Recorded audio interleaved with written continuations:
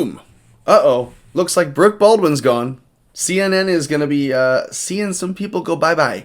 Yeah, it doesn't look good, and we all knew. I said the impeachment was going to be the best ratings that CNN was going to see all year long, and now Brooke Baldwin's gone. You can see that I'm a little bit happy. Let's just take a listen to see what kind of things she has to say about it. I'm Brooke Baldwin, and you're watching CNN. And before we get going, I want to start with some personal news. I will be leaving CNN in April. Let me back up.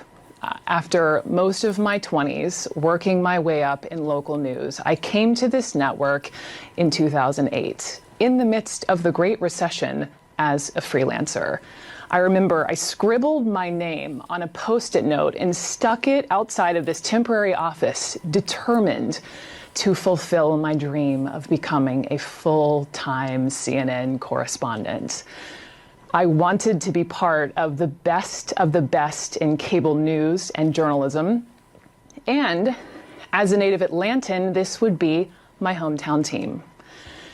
Little did I know, I would not only go on to fulfill that dream, I would flourish in this environment and land my own 2-hour show in the afternoon at the age of 31.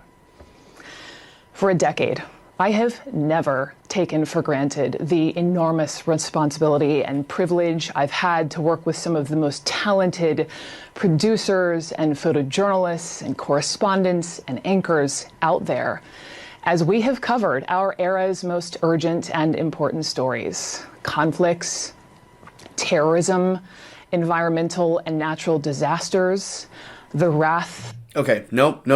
The only disaster that has been somewhat natural is that it doesn't look like she's had that much plastic surgery.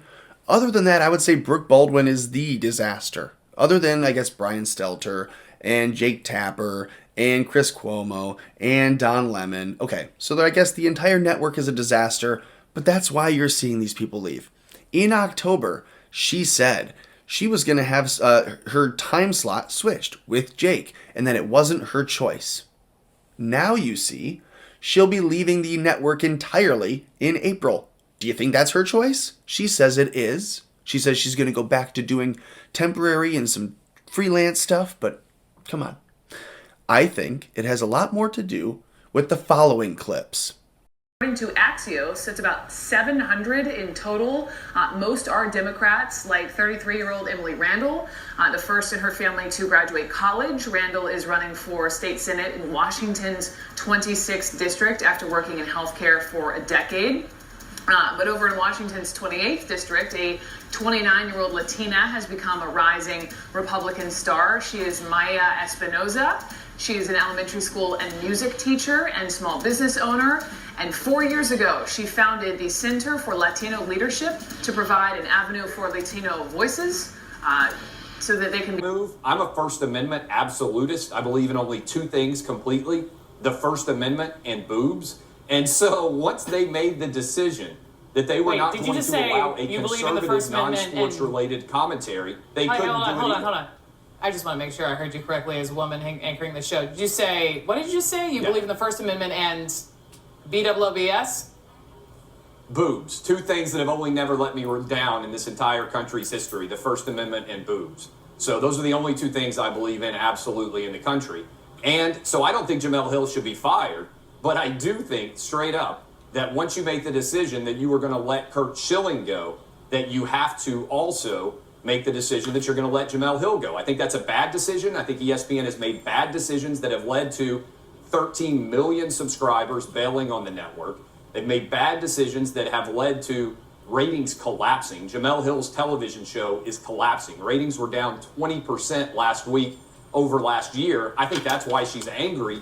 I think that's I'm friends with in this business and have been friends with in this business for a long time is sexism, blatant sexism, comments about her appearance, comments about her racially, comments about her inability or perceived inability to be able to comment on sports because of her gender. For somebody to come on CNN and to say something like the only thing I believe in a discussion about something. I'm still there too, and I just want to make sure I'm hearing you correctly. BOOZE or BOOBS? Because as a woman, As in boobs. I believe completely in the First Amendment and in boobs. Those are the only two things I believe 100% in this country. And by the way, Jamel has absolutely nothing to do with her background at all. Did you notice that? He went straight to that.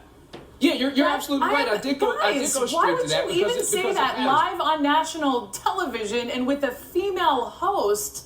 I say it live on the radio all the time because it's true and that's what I do. Because I like boobs and the First Amendment, which is exactly what I said.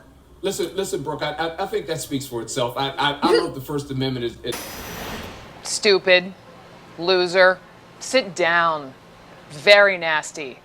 Racist. Those are the words that President Trump used speaking to 3 of my colleagues this week. 3 journalists. 3 black women.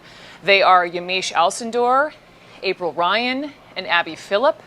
These are 3 consummate professionals, A grade. They can take these insults. They don't need me sticking up for them. But still, there is something so wrong with this. It is beyond disturbing. It is ugly, and I'm angry. And if you missed it, here you go. Many of you CNN viewers have asked me about Chris Cuomo and Brooke Baldwin and now Richard Quest, 3 anchors who have contracted COVID-19, who have been battling the virus. In Brooke's case, it's been several weeks and she's been sharing the experience on Instagram. Let me show you some of the posts that she shared from her apartment. She said that her husband was taking great care of her, but that it was a real battle. This was a very, very tough illness. And there you see, and let's show the video of the finale here, the good news part of this story. That's when she tested negative the other day with that swab. You got to stick way up the nose. Finally testing negative, which means she is cleared to come back to work. Brooke's going to resume anchoring here on CNN on Monday afternoon, 1 p.m. Eastern time. But she's with me now to tell us Not for long. about what the past few weeks have been like. Brooke, great to see you. This swab, why do they call it? What do they call the swab up the nose? Like a brain tickler, because She needs a brain tickler. We know that Chris faked it. We know Brooke faked it. Brooke probably always fakes it. But now she's gone from CNN. Let's pray the egg boy does too. Like the video, share the video, subscribe to the channel, comment below your thoughts on Brooke as she's gone, and then help me keep America afloat.